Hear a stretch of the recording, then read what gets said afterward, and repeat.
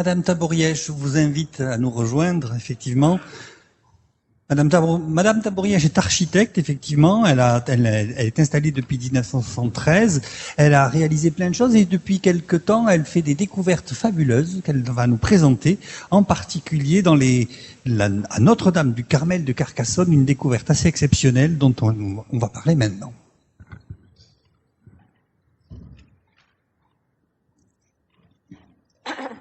Alors, je vais vous parler des carmes, d'une façon générale, d'une église de Carcassonne, construite par les carmes.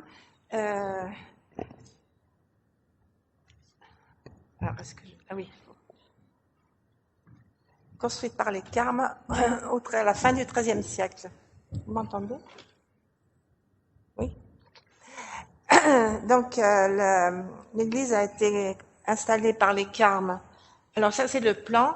Donc, je vais d'abord faire un bref rappel historique parce que cette église a subi des événements quand même très importants dans sa vie. Ensuite, vous expliquer pourquoi elle est méconnue et vous montrer tous les décors qu'on a déjà découverts, sachant qu'on va peut-être en découvrir d'autres au fur et à mesure des travaux.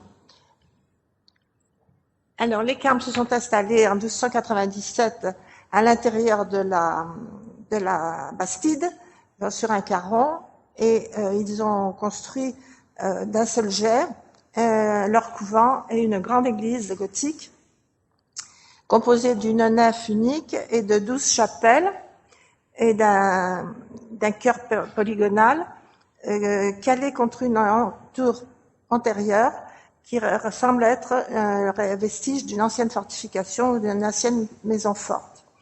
L'ensemble a été construit d'un seul jet, c'est-à-dire que les chapelles n'ont pas été rajoutées après, mais qu'elles sont dans la même construction que la nef. Alors l'église a été décorée entièrement à cette période, mais malheureusement en 1355, le prince noir a sévi. Il a pris la ville de Carcassonne, il l'a pillée, l'a saccagée et l'a incendiée. Et les textes nous disent que seuls les murs des églises sont restés debout. Donc il restait des murs de l'église des Carmes. Les Carmes ont commencé à reconstruire leur église après avec des subventions, enfin je ne sais pas, d'un financement que le roi avait promis mais qui en fait ne s'est pas concrétisé. Donc ils ont eu des commanditaires et ils ont construit leur église qui a été terminée en 1374, donc 20 ans après. La décoration complète de l'édifice semble avoir été terminée au début du XIVe et à la fin du XVe plutôt. La chapelle du scapulaire, qui est à gauche, je vais vous montrer le plan, qui est à gauche du chœur, c'est-à-dire ça? Non, pardon. Je peux pas reculer. Bon, c'est pas grave. Pour reculer. Ah, c'est là, d'accord. Non, vous n'allez pas dans le bon sens. Voilà. Voilà. Donc là, oui, d'accord, c'est là la flèche. La chapelle du scapulaire a été construite postérieurement au début du XVIe, fin XVe, début XVIe. Alors, cette église a eu un très grand rayonnement depuis le XVe jusqu'à la Révolution. Et à la Révolution, les carmes ont été chassés et l'église a été vendue comme biens nationaux. Elle a donc été transformée en entreprise de messagerie appartenant à M. Saran, qui avait des chevaux et des charrettes et qui, pour son entreprise, a remblayé l'église au niveau de la rue, alors qu'elle était d'un niveau à peu près 80 cm plus bas que la rue. Donc il a caché de cette façon toutes les tombes des grands personnages de Carcassonne qui avaient leur tombe dans l'église. Alors, ce monsieur, évidemment, a fait beaucoup de dégâts dans l'église parce qu'il a détruit tout ce qui était significatif d'une église. Elle n'est plus dans le cadastre de l'époque indiqué comme édifice religieux. Et donc, ils ont abattu le pinacle de la façade, ils ont détruit le portail, ils ont fait des trous pour mettre, vous le voyez sur ce plan, pour mettre les chevaux, les mangeoires des chevaux. Enfin, ça a été assez catastrophique. Ça a duré jusqu'en 1851, donc à l'époque où les Carmes sont revenus, ont racheté l'église. C'est le père Hermann Cohen qui avait racheté l'église avec 2 autres pères Carmes. Et ils ont commencé tout de suite à restaurer l'église pour la retransformer, évidemment, en couvent des Carmes des Chaux. Et l'église a été décorée de 1851 à 1877 à peu près. Et puis, il y a eu un autre épisode fâcheux. En 1880, les ordres monastiques ont été dissous, les Carmes ont été de nouveau chassés, et il y a eu une période très trouble jusqu'en 1908, où l'église a été vendue à la découpe, si je puis dire, hein, au moins 3 propriétaires. Et en 1908, la paroisse de Saint-Vincent a racheté l'église. Il a fait aussi des constructions un peu bizarres, qui ont été démolies ensuite à partir de 1983, quand l'évêché s'installe dans l'ancien couvent et rachète l'ensemble et qui appartient à l'association diocésaine.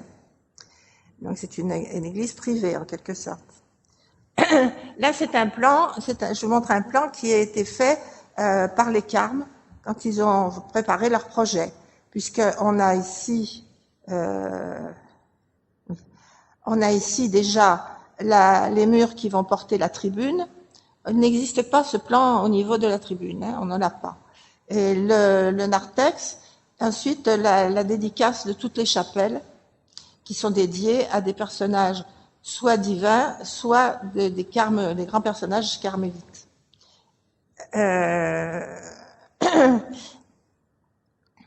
Alors, l'église est une église méconnue, parce que sa mémoire avait disparu de la mémoire collective, on dira, et que comme elle avait quand même un aspect assez peu attractif, les contreforts étaient en ruine, l'ensemble de l'église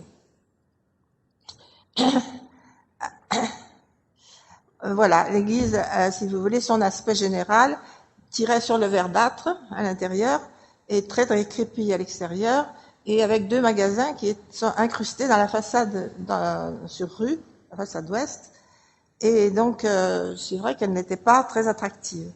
Alors ça n'intéressait pas trop les acteurs du patrimoine, on dira, jusqu'à ce que Madame Adeline Béat fasse une étude sur la gothique méridionale et crée une fiche sur la base Mérimée où elle écrit que l'église mériterait d'être protégée.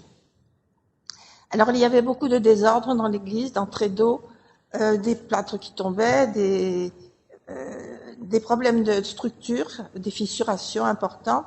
Et donc le diocèse décide en 2012 de commanditer une étude globale qui nous a été confiée.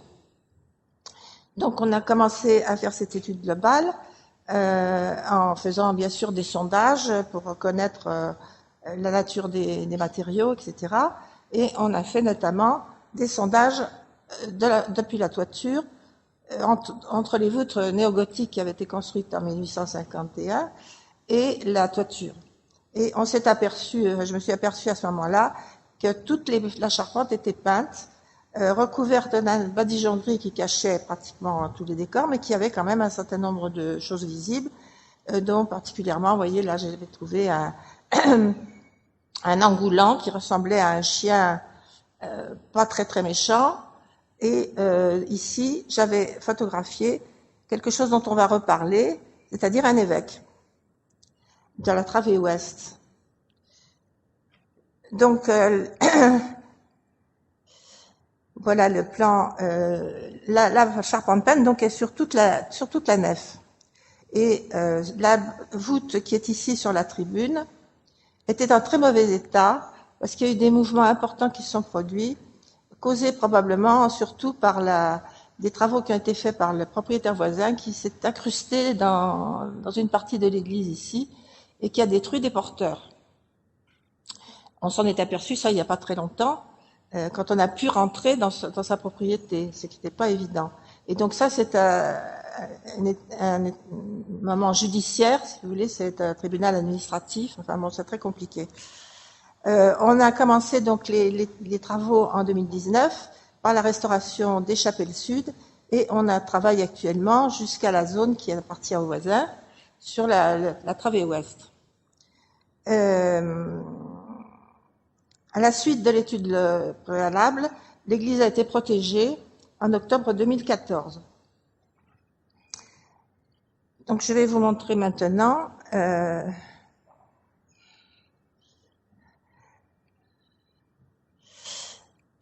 les décors et tout ce qu'on a pu découvrir depuis les travaux, et l'étude d'abord et les travaux surtout ensuite, étant donné que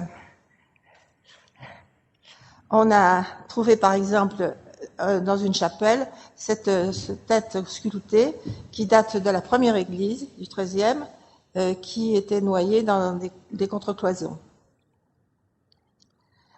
On a trouvé aussi du côté, alors les chapelles ouest sont celles qui ont conservé le plus de choses de la première église du XIIIe, et notamment la couverture avec ses dalles très bien appareillées et une évacuation des eaux de pluie avec un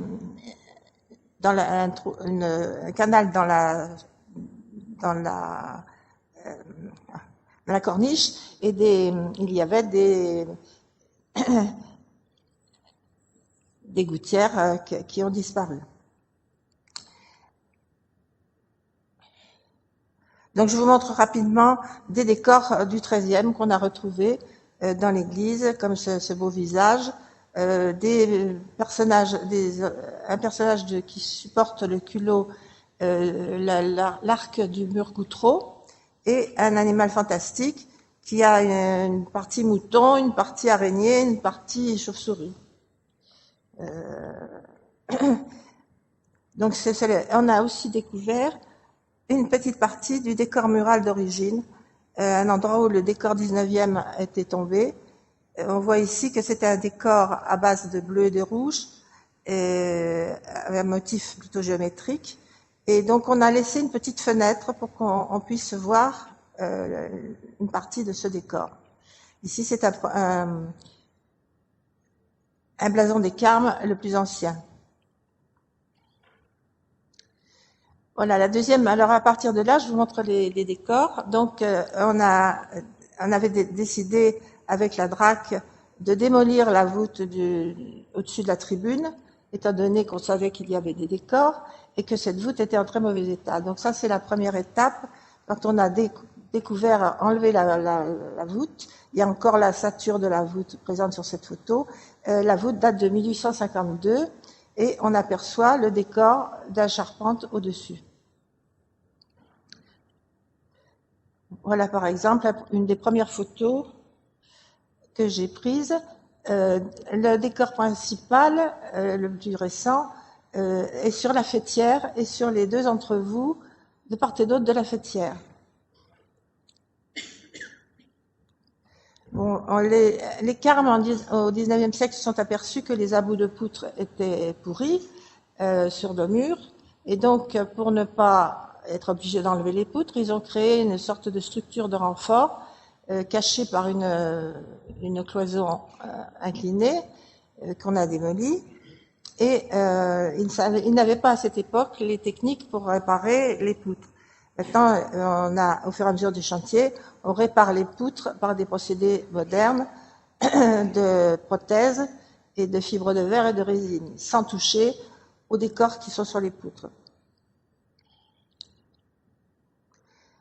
Voilà par exemple un engoulant à l'air féroce qui ressemble assez bien à ce que M. Mazeran nous a montré ce matin à la Noterie, avec une grande langue. Et il a l'air assez ancien. Ça, ce sont les corbeaux côté ouest, c'est-à-dire côté façade. Ici, de l'autre côté de la travée, ce sont des corbeaux plus classiques qui existent dans toutes les autres travées.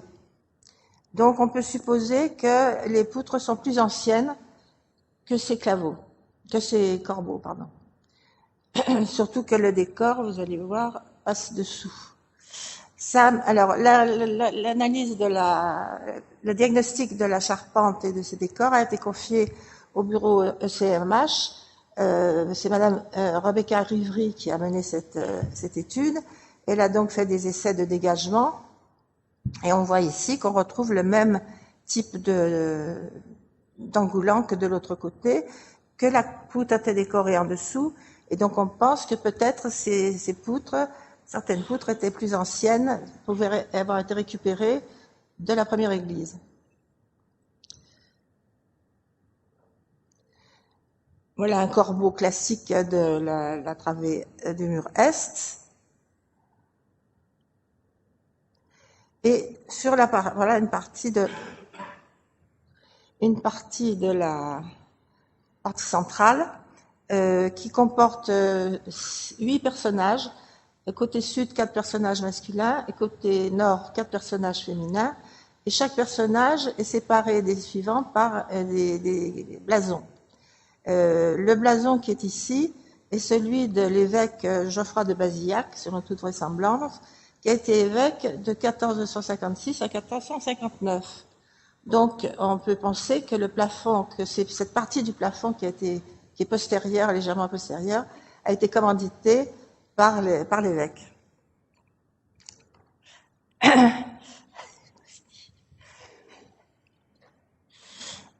Voilà l'évêque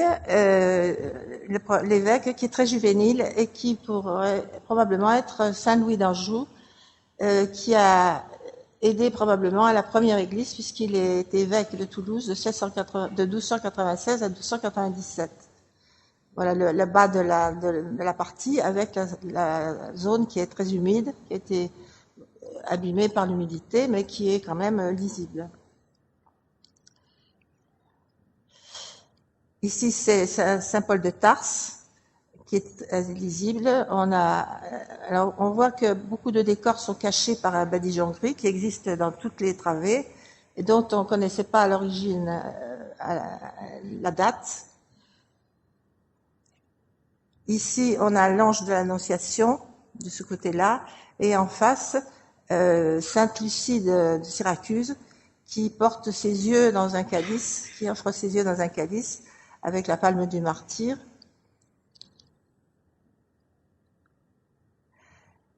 Ici, Madame Rivry a dégagé un ange et on devine l'autre de l'autre côté, les deux anges portant une couronne, ce qui permet de penser que nous avons un couronnement de la Vierge qui pour l'instant n'est pas visible.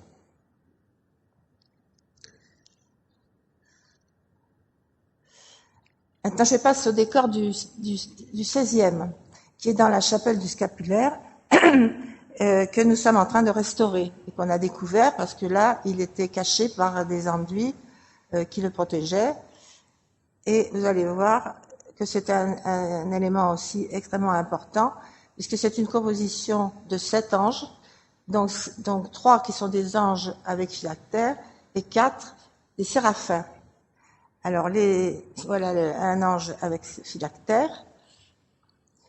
Ici aussi, avec les visages. Alors, il y avait eu quelques sondages qui avaient été faits de façon un peu brutale, et on ne voyait pas trop, les visages sont abîmés. Donc, on ne peut pas trop restaurer ces visages. Alors, la composition est tantôt sur fond bleu, donc voilà un séraphin. Donc, il y en a 4. Les séraphins sont sur fond bleu et les anges phylactères sont plutôt sur des fonds rouges. Et les séraphins sont entièrement en rouge. Ils sont habillés de leurs plumes, complètement de leurs plumes, avec soit les mains jointes, soit les mains croisées. Voilà notre cas où les deux voûtins il y a 2 séraphins opposés qui occupent ce sont des personnages qui sont presque à taille humaine, à taille réelle. Donc on n'a pas pour l'instant, on est en train de restaurer ce décor, de consolider, de boucher les fissures, de consolider, de commencer à restaurer la couche picturale, mais on ne peut pas avoir pour l'instant une vue d'ensemble, parce qu'il y a l'échafaudage, évidemment. Maintenant je passe au décor du 19e. Alors ça c'est le décor qui a été initié par Hermann Cohen en 1851, et qui est un décor remarquable, qui a été fait par des artistes connus de l'époque, que ce soit Joseph Orgalière pour les peintures, Isidore Nelly pour les sculptures. Donc on a ici Saint-Albert marchant sur les eaux, avant restauration, et là la chapelle a été restaurée, et on voit les couleurs magnifiques qui en fait occupent tout l'intérieur de l'église, et qu'on va petit à petit découvrir et restaurer. Ici, on a une autre partie qui est en cours de restauration. Vous voyez les couleurs. Ici, on a un décor avec un décor architectural tout très finement dessiné. Ici, c'est Notre-Dame de la Salette. Là, c'est Saint-Jean de la Croix. Et je crois que je vais terminer en disant que cette église a quelque chose de tout à fait remarquable, parce que, en fait, c'est une des rares églises des Carmes qui est entière, avec toute sa structure, et une grande partie de ces décors qu'on peut encore identifier, qu'elle est dédiée entièrement à des personnages divins ou des personnages importants des Carmes, et donc c'est un édifice tout à fait passionnant. Voilà. Merci.